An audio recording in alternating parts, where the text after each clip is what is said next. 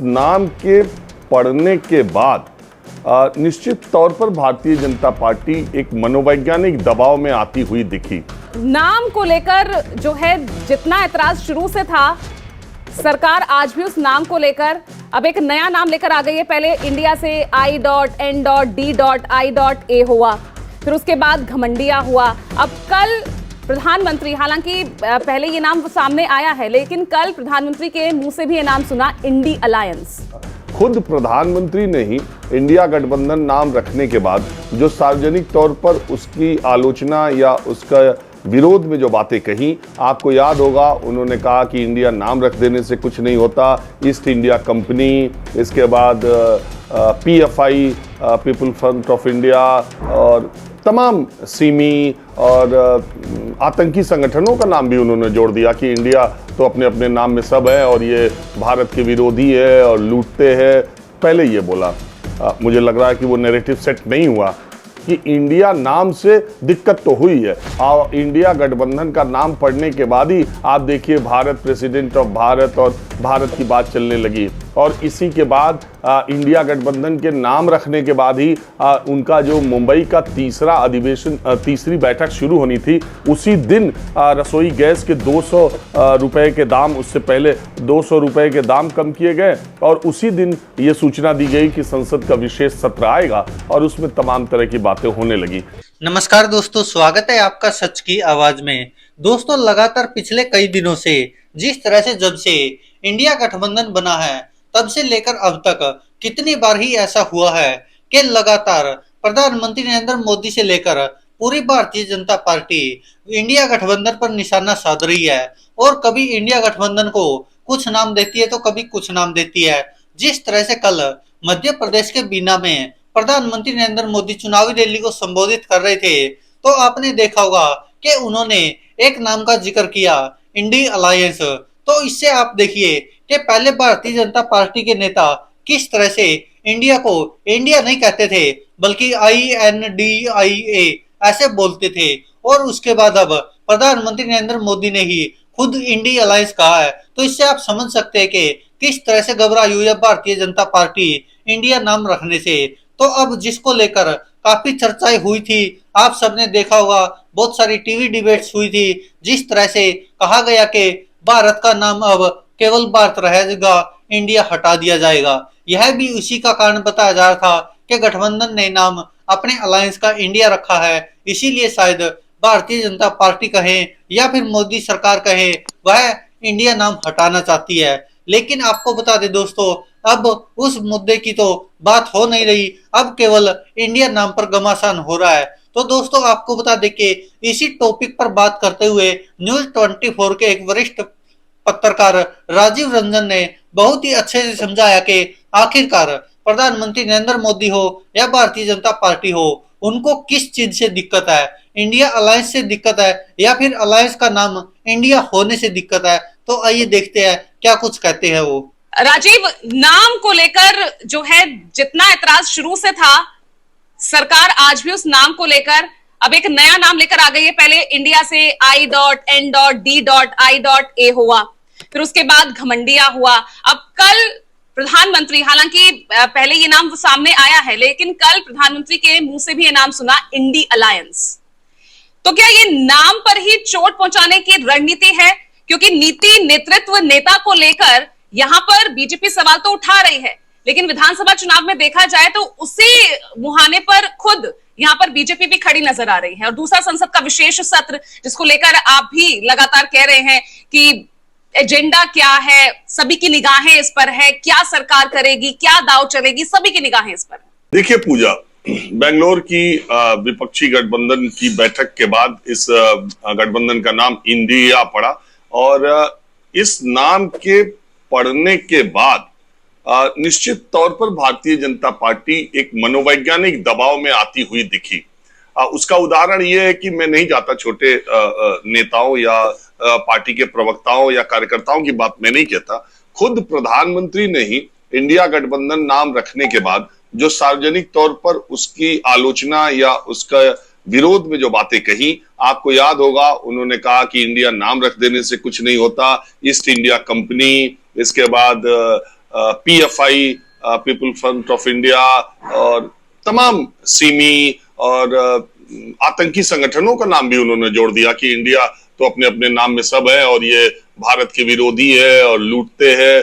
पहले ये बोला, मुझे लग रहा है कि वो नैरेटिव सेट नहीं हुआ, तो फिर ये तय किया गया कि भारतीय जनता पार्टी के नेता प्रवक्ता अब INDIA बोलेंगे, वो भी बोला, लेकिन फिर भी कुछ उसका असर नहीं हुआ, इंडिया का मामला नहीं जमा। तो फिर उसके बाद प्रधानमंत्री ने कल मध्य प्रदेश में जरूर ये कहा कि इंडी गठबंधन, अब एक नया नाम कल दिया इंडी, तो उन्होंने कहा कि इंडी गठबंधन जो है वो मुझे लग रहा है कि ये जो अलायंस है उसको हटा दिया, उसका हिंदी कर दिया और बाकी इंडी गठबंधन कर दिया प्रधानमंत्री ने। और उन्होंने कहा कि कुछ लोग इसे घमंडिया भी कहते हैं। अगर प्रधानमंत्री के पीछे के भाषण उठा करके आप देख लेंगे तो उन्होंने खुद ही घमंडिया कहा था।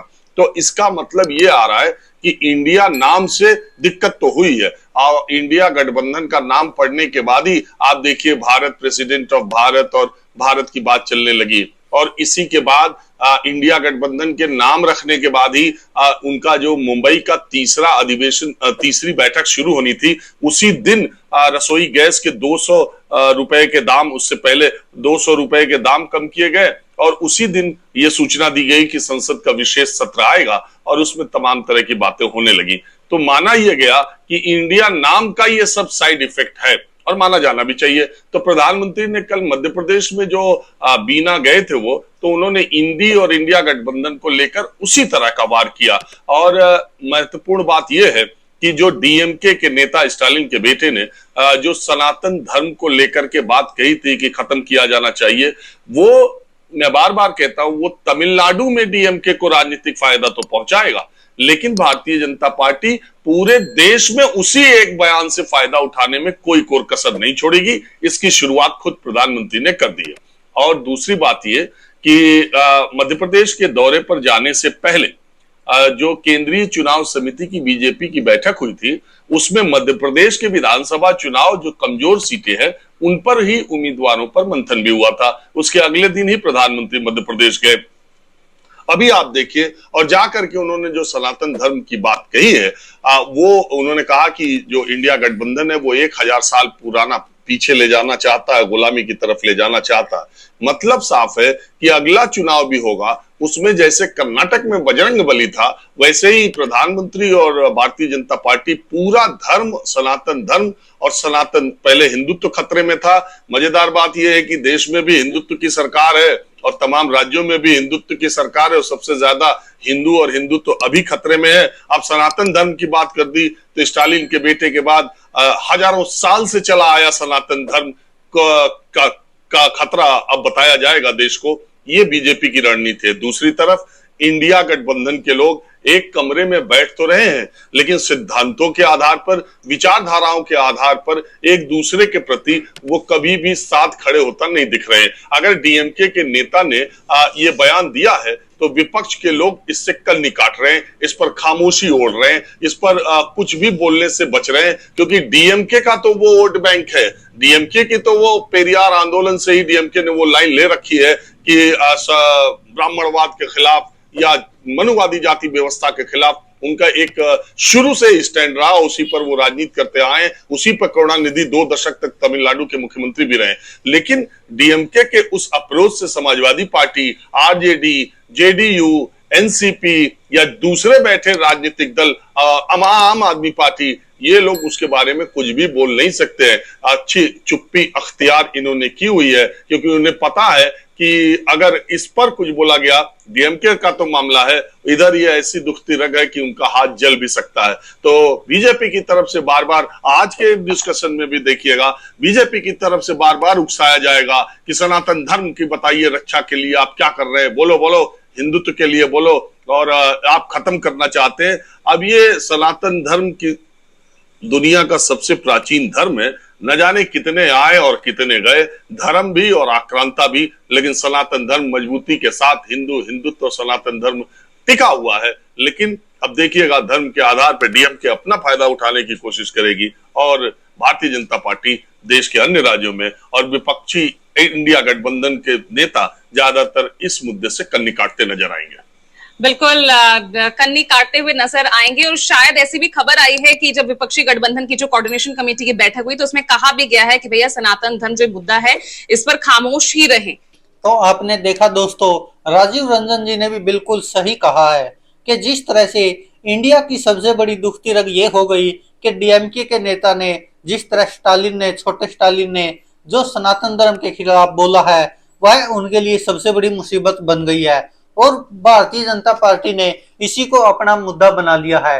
क्योंकि आपको याद होगा, पहले 2019 में तो केवल हिंदू धर्म खतरे में था, हिंदुत्व खतरे में था, लेकिन अब भारतीय जनता पार्टी 2024 का लोकसभा चुनाव इस मुद्दे पर लड़ेगी और वह यह बार बार प्रचार करेगी हर जगह।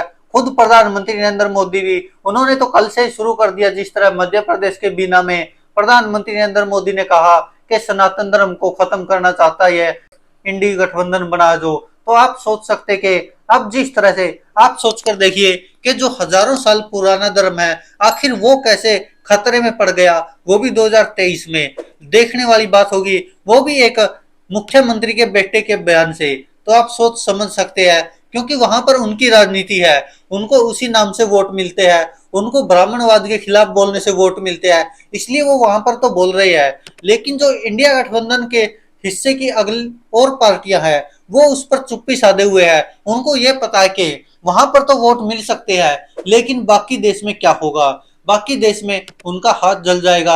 यही राजीव रंजन जी भी कह रहे हैं। तो अब की बार ये तो तय है कि 2024 का लोकसभा चुनाव प्रधानमंत्री नरेंद्र मोदी सनातन धर्म के ऊपर लड़ेंगे। क्योंकि जिस तरह से पहले भी बहुत बार हुआ, आपको याद होगा, कभी देश के नाम पर, कभी किसी के नाम पर प्रधानमंत्री नरेंद्र मोदी ने चुनाव लड़े हैं और जीते भी है बहुत बार। हालांकि ये अलग बात है, कर्नाटक में भी बजरंग बली के नाम पर चुनाव जरूर हुआ था, लेकिन वहां पर मुंदे मुंह गिर गए थे भारतीय जनता पार्टी के सभी वो प्रवक्ता, सभी वो नेता, सभी मुख्यमंत्री, गृह मंत्री, प्रधानमंत्री, सबके सब फेल हो गए थे। वहां पर यह मुद्दा नहीं बुना सके। जिस तरह से उन्होंने कोशिश तो पूरी की थी कि किसी तरह से कांग्रेस वर्सेस बजरंग बली कर दिया जाए, और यह आरोप लगाया कि किस तरह से बजरंग बली को कैद करना चाहती है कांग्रेस। हालांकि बजरंग दल और बजरंग बली कितने अलग है ये तो आपको पता ही है, क्योंकि बजरंग बली किस चीज के लिए जाने जाते हैं और बजरंग दल क्या करता है देश में, वो भी सबको पता है। तो इसी को लेकर अब 2024 के लोकसभा चुनाव का यह मुद्दा तय हो गया है और लोकसभा चुनाव अब सनातन धर्म पर लड़े जाएंगे। क्योंकि जिस तरह से इंडिया गठबंधन की कोई भी पार्टी या कोई भी नेता इस पर चुप्पी साधे हुए है, क्योंकि उनको भी पता है कि इसके खिलाफ बोलना खुद के लिए भी वो पाप समझते हैं। और अन्य राज्यों में जिस तरह से, क्योंकि तमिलनाडु में तो डीएमके ने अपना हथियार बना रखा इसको, लेकिन अन्य जगह पर यह नहीं चलने वाला। दोस्तों, अब देखने वाली बात होगी, क्या हिंदू सरकार होने के बाद भी सनातन धर्म खतरे में पड़ जाता है? यह प्रधानमंत्री नरेंद्र मोदी ने कहा है और सभी टीवी चैनलों ने तो ये सब चला ही रखा है, आप सबको पता है। और खासकर अब जिन पत्रकारों का बहिष्कार कर दिया है इंडिया गठबंधन ने, अब वह भी यही मुद्दा चलाएंगे, जो प्रधानमंत्री नरेंद्र मोदी छेड़ेंगे उसी को आगे बढ़ाएंगे। दोस्तों, इस पर आप क्या कहते हैं, अपनी राय कमेंट बॉक्स में जरूर दीजिएगा। क्या इंडिया वास्तव में प्रधानमंत्री नरेंद्र मोदी के लिए और पूरी भारतीय जनता पार्टी के लिए और एनडीए के लिए मुसीबत बन गया है यह इंडिया नाम?